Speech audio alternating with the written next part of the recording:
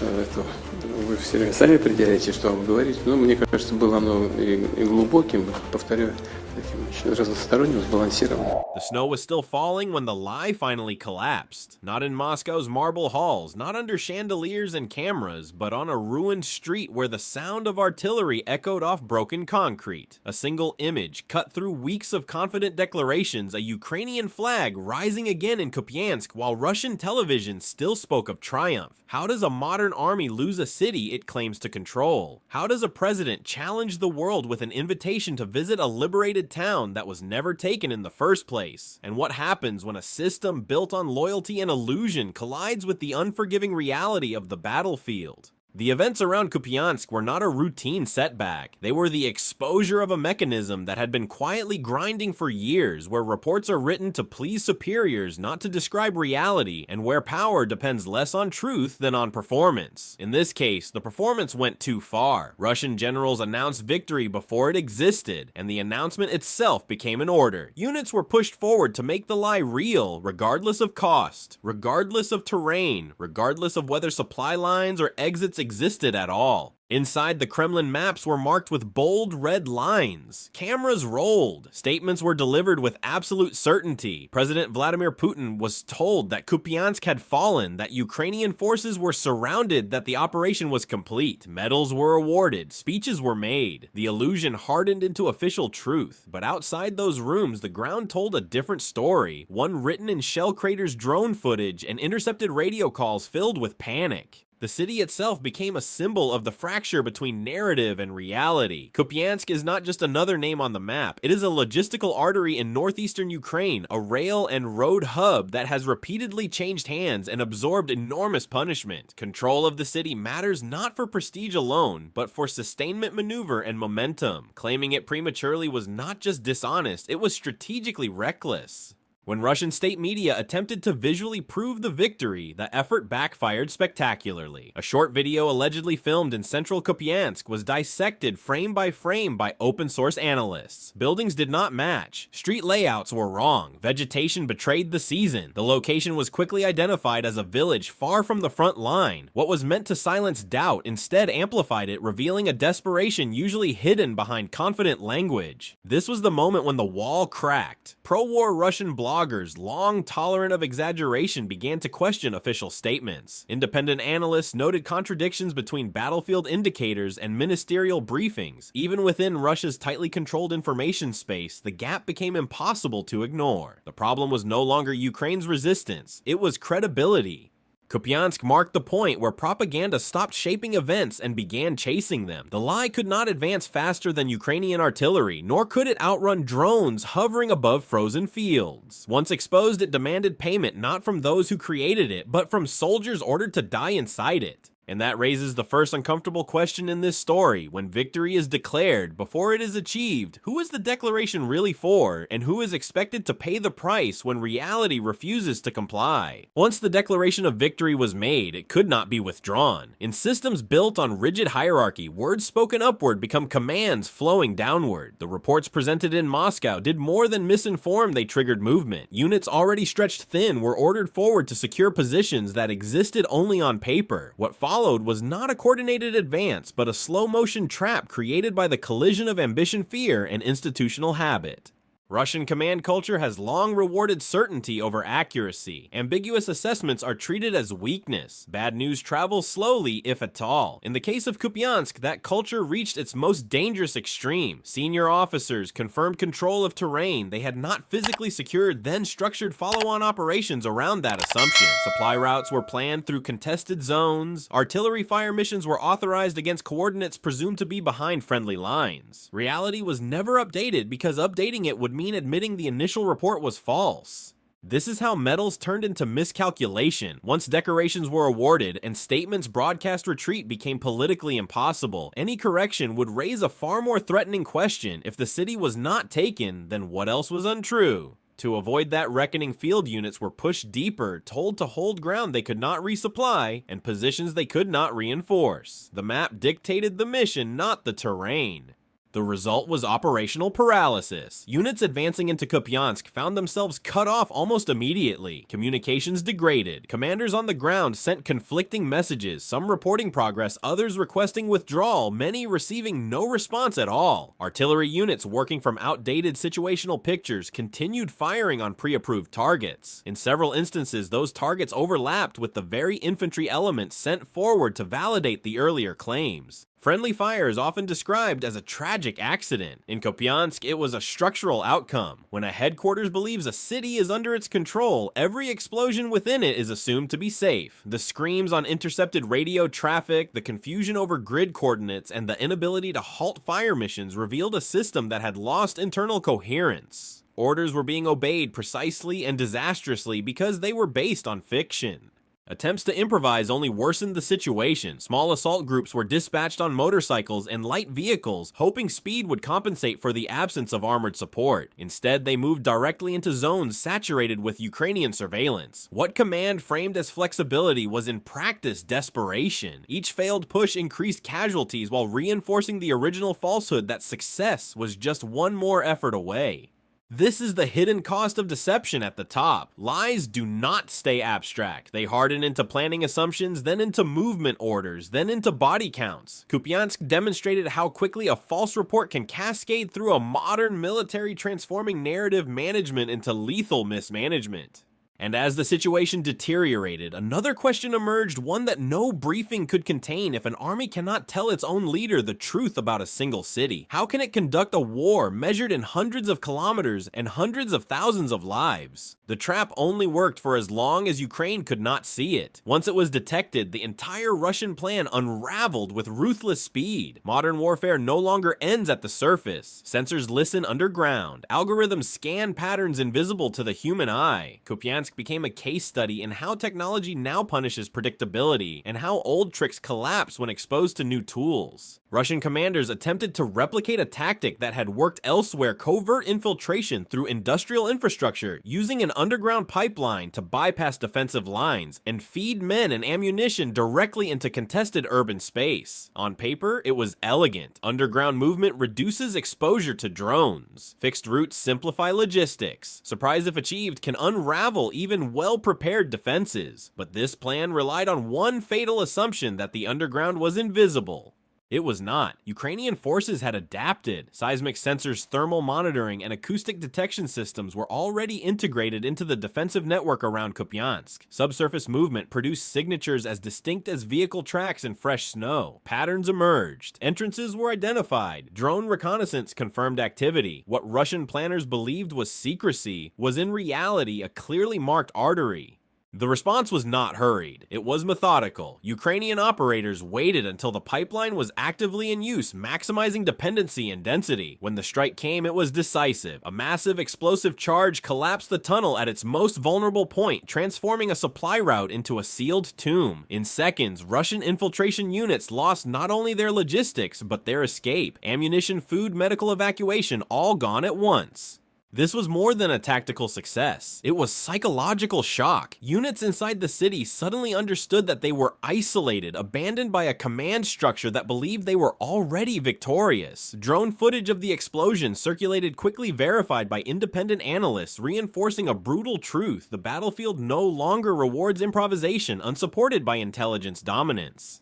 Above ground, the consequences multiplied. Small Russian groups attempted to break out using speed rather than protection, moving along riverbanks and muddy crossings. They were met by swarms of Ukrainian FPV drones, guided in real-time, striking vehicles one by one. Precision replaced volume. Within minutes, entire elements were destroyed without achieving any operational gain. The technological asymmetry was unmistakable. Russian doctrine still emphasized mass and persistence. Ukrainian defense emphasized detection, isolation, and precision.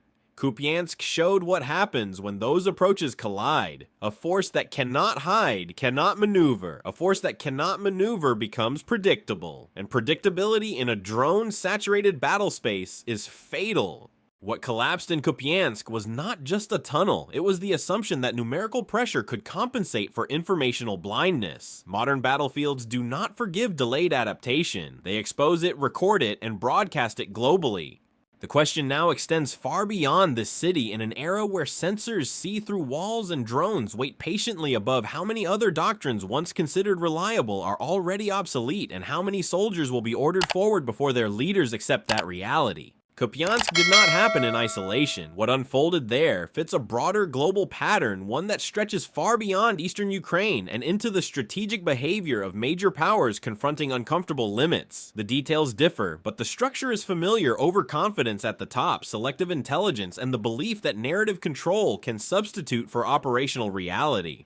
In Ukraine, the lesson was immediate. Declaring control without securing it collapsed an entire sector, but similar dynamics are visible elsewhere. In the Middle East, Israel's confrontations with Iran's proxy network reveal a parallel tension between deterrence messaging and the risk of miscalculation. Precision strikes and intelligence dominance have reshaped the battlefield, yet political narratives still race ahead of facts on the ground. Each public claim narrows room for adjustment, turning signaling into commitment. Across the Pacific, the United States and China navigate a comparable dilemma. Military exercises around Taiwan, freedom of navigation operations, and carefully choreographed displays of force are designed as messages. But messages once delivered generate expectations. A declared red line becomes harder to redraw. A public posture limits private flexibility. Kupyansk shows what happens when leaders begin to believe their own signaling as reality rather than performance. Under President Donald Trump, now back in office, Washington has emphasized strategic prestige and visible strength. Carrier deployments, arms transfers, and alliance reassurance are meant to deter rivals and reassure partners. Yet Kupyansk serves as a warning even for powerful democracies. Credibility is not built by declarations alone. It is sustained by alignment between words, intelligence, and execution. When that alignment fractures, adversaries notice, and so do allies.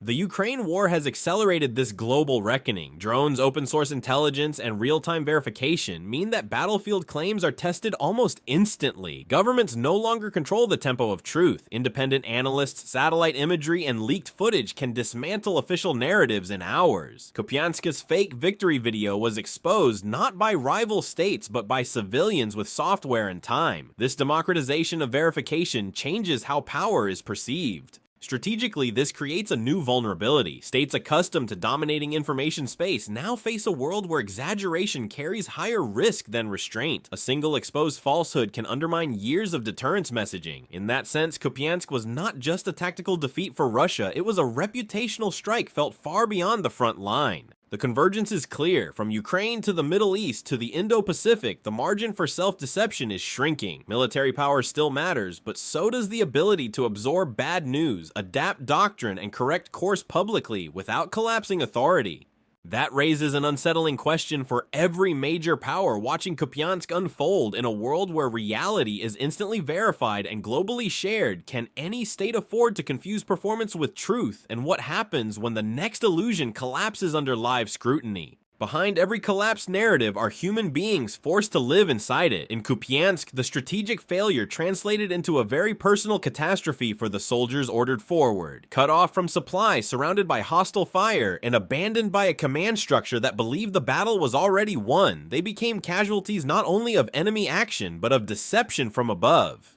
Radio intercepts and battlefield reports painted a grim picture. Units entering the city expected friendly controlled zones. Instead, they encountered Ukrainian resistance on every axis. Confusion spread quickly. Orders contradicted reality. Requests for withdrawal went unanswered or were denied outright. Some soldiers reportedly believed reinforcements were minutes away, only to realize hours later that no one was coming. The psychological shock of that realization is difficult to overstate. Hunger and exhaustion followed isolation. Without functioning logistics, wounded soldiers could not be evacuated. Ammunition ran low. Medical supplies disappeared first. In basements and damaged high-rise buildings, small groups waited under constant drone surveillance, listening to the buzz overhead that signaled inevitable detection. In several documented cases, Ukrainian forces broadcast surrender instructions by drone loudspeaker, offering a choice between capture and destruction.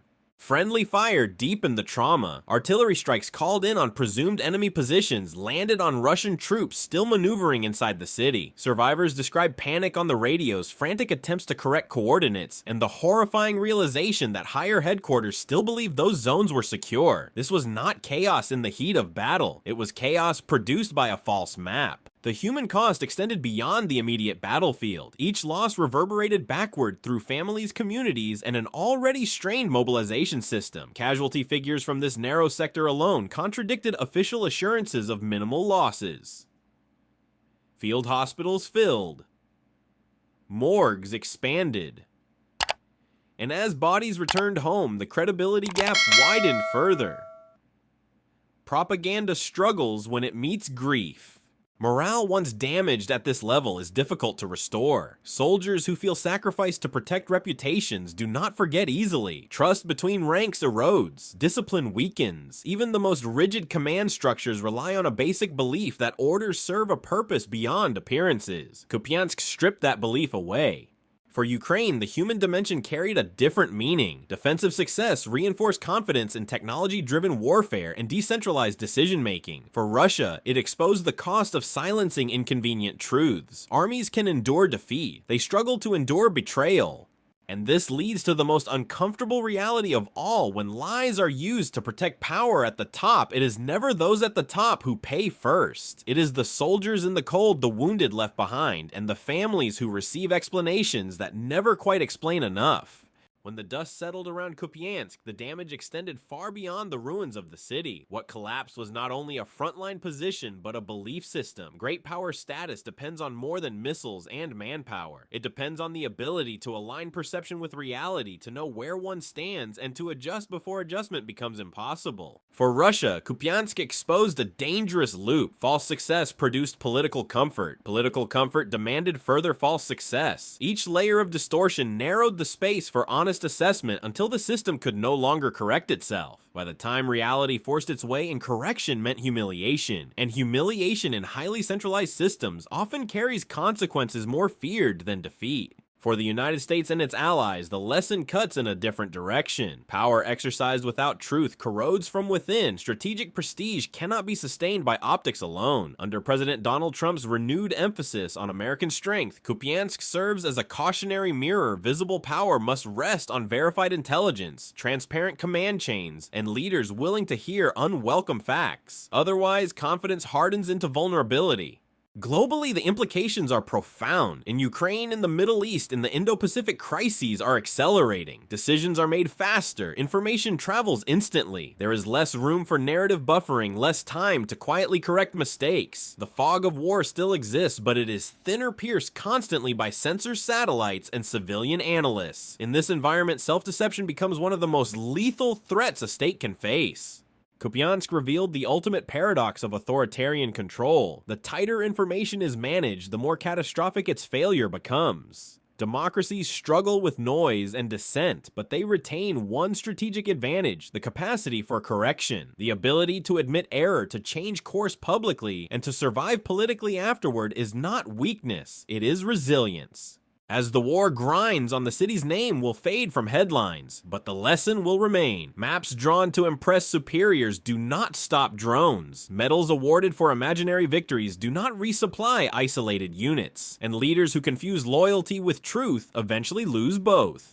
So the final question lingers not only for Moscow, but for every capital watching closely. In an age where reality can no longer be hidden, which systems will adapt and which will continue marching confidently into their own illusions? The battle for Kupyansk was more than a tactical episode in Ukraine's war. It was a case study in how modern conflict punishes self-deception. Russian commanders declared victory before achieving it, transforming propaganda into lethal orders that trapped their own forces. Technology, drone sensors, and real-time intelligence exposed the lie-destroyed infiltration routes and isolated units operating inside a fiction. The result was not only military defeat, but a collapse of credibility that rippled through Russia's information space and command structure. Placed in a global context, Kupyansk reflects a wider challenge facing major powers: the shrinking gap between narrative and reality. From Ukraine to the Middle East to US-China rivalry, public declarations now carry immediate operational consequences. The human cost of deception fell hardest on soldiers abandoned inside false maps, while the strategic cost undermined claims of great power competence. Ultimately, Kupyansk demonstrated that truth is no longer optional in modern warfare. Systems that silence bad news lose the ability to adapt, and prestige built on illusion erodes rapidly when exposed. The battle's lasting significance lies not in territory gained or lost, but in what it revealed about power, credibility, and the price of believing one's own lies.